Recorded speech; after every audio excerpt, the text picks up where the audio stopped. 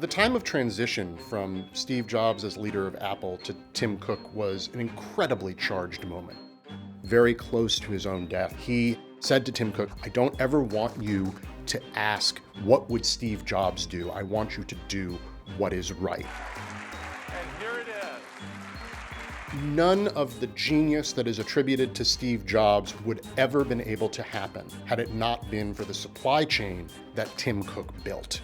And when he started, there wasn't much of a supply chain. Apple actually made a lot of its own products. Then Tim Cook dismantled that. He began to assemble an amazing sort of chain of suppliers.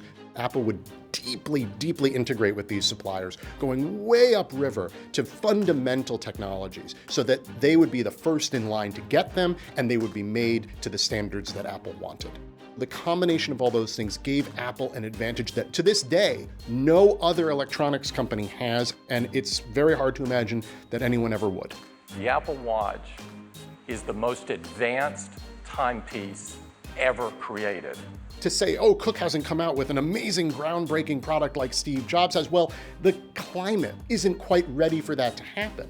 Things like the iPhone, the iPad, the iPod were the product of the right moment when memory became affordable and processors became more energy efficient and display technology reached a certain point that you could start to actually make those products. I would argue that right now, we're a little bit in between the next big moment.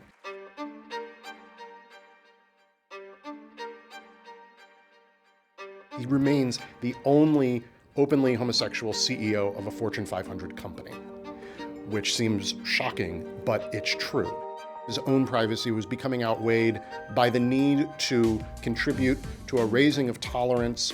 He seems to now have moved into other areas as well. He has been very vocal on the aspects of privacy. He has made the company very environmentally responsible, and he famously said something along the lines of, "We are trying to leave the world better for our children than it was for us, and if you're not interested in us doing that, you should get out of our stock." When you're out in the wild, you will see Macs everywhere now.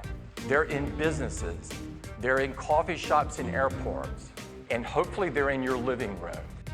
Cook occupies a position in business that arguably no other person does.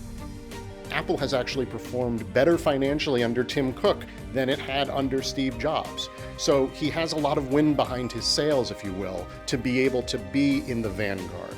And he wants to use it so that his legacy isn't just supply chains and product development, but also potentially a different way that companies can behave in the world and affect real change.